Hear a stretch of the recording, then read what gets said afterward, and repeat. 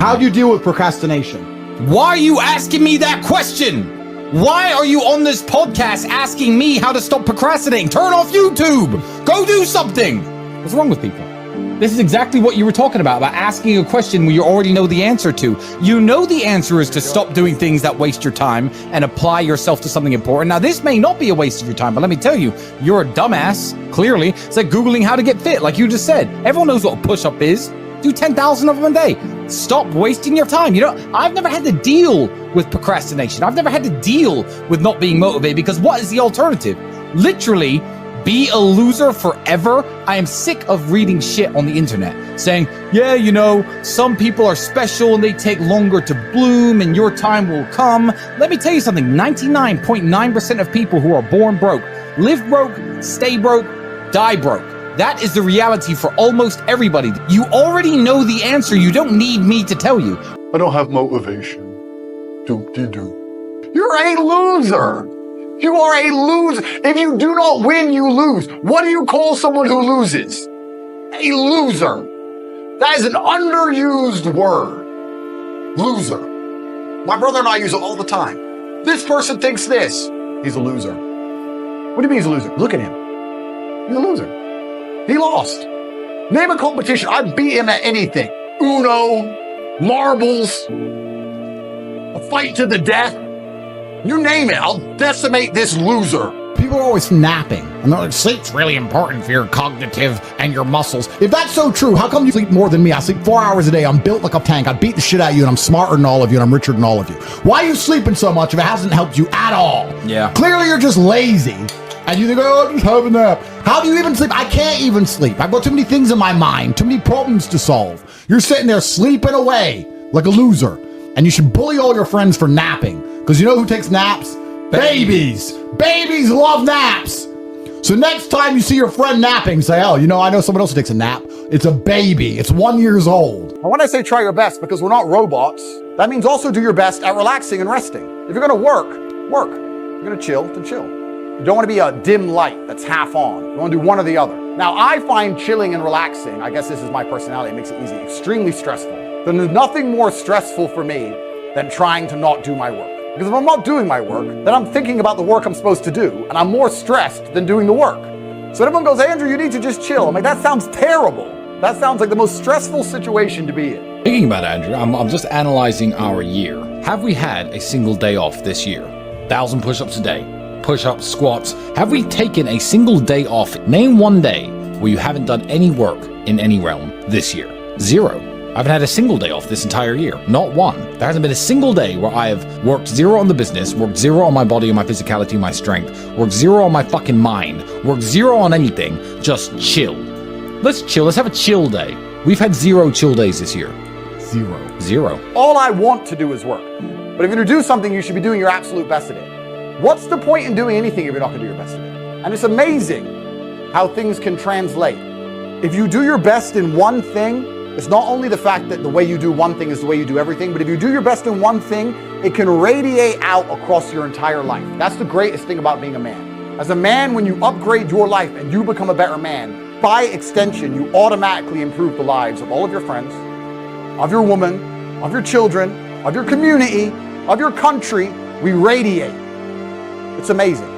But putting in that extra effort pays off, dividends. And you can look at it spiritually, you can be philosophical about it and say that God rewards people who try hard. That's how I like to see it. God is literally looking at all of us, no matter which God you believe in, and he's saying, all these people I've created, who's thankful? Because any one of us could have lost our eyesight to bacteria at age 2. Any one of us. We didn't. So saying, who's thankful enough for what they have that they're trying their absolute best with it all of the time?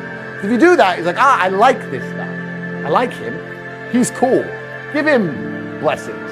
It's actually interesting because I think humans, or maybe this is just me coping, maybe this is cope, but I think we're designed to struggle a bit. Because the closer you are to struggle, the more sensible you are. Also, if you meet somebody who's had a hard life, they seem to be pretty wise. Yes. It's difficult to find someone who's had a hard life who's a total idiot.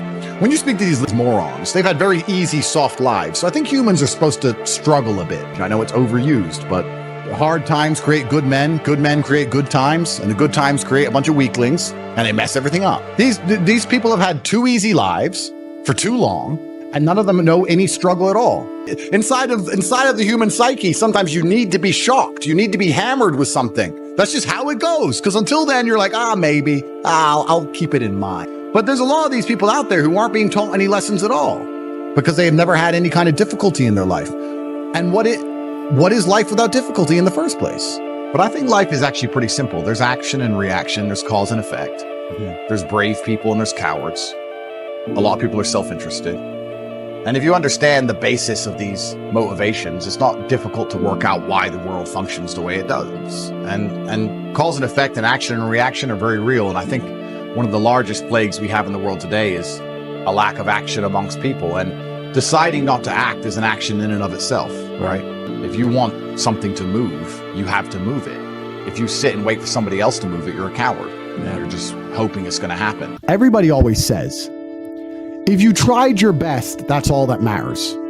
The best is all you can do. If you tried your best, it doesn't matter what happens. It doesn't matter if you lose if you tried your best. Most people have heard that before. But there is a secret to the universe that most don't know.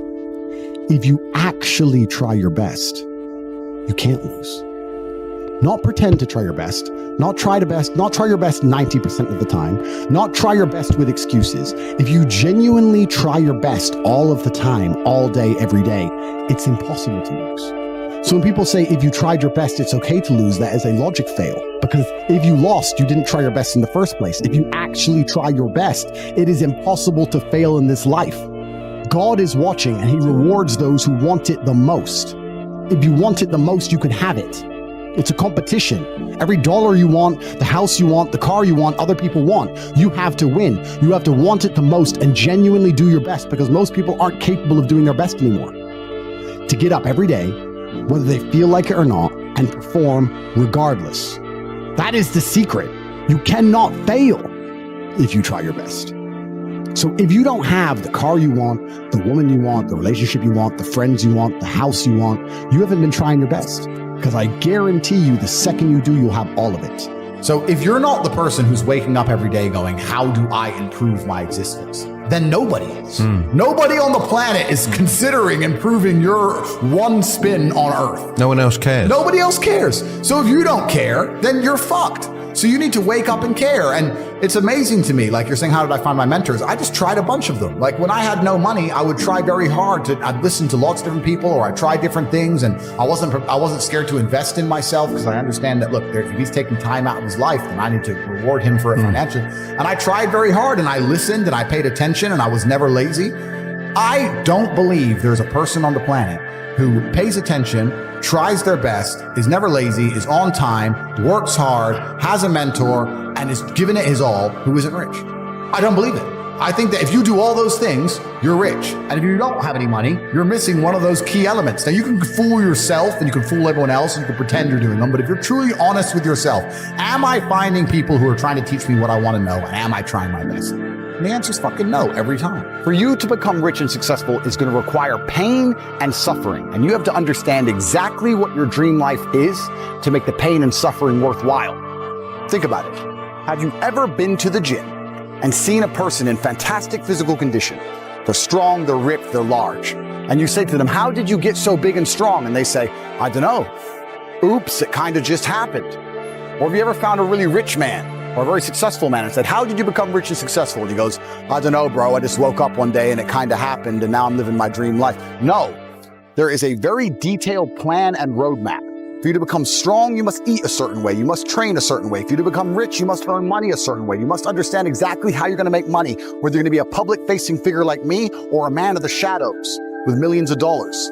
Unknown, but extremely powerful. You have to design your dream life. What house are you going to live in? Who's your woman going to be? Is she blonde? Is she brunette? What car are you going to drive? Have you even gone on the internet and spec'd your car? You can design your dream car right now for free on the internet, and you can choose the color. You can choose the wheels. You can choose the car. Is it a Lamborghini? Is it a Ferrari? Is it a McLaren? How much does it cost to the dollar? You talk about your dream life. You don't even know what your dream life is. How do you expect to get to a destination when you don't know where you're going?